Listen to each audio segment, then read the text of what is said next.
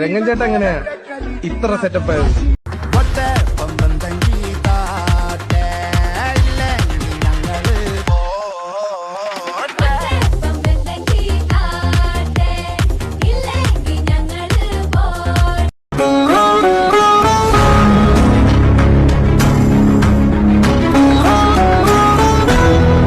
என்ன பார்த்தா உனக்கு எப்படி தெரியுது?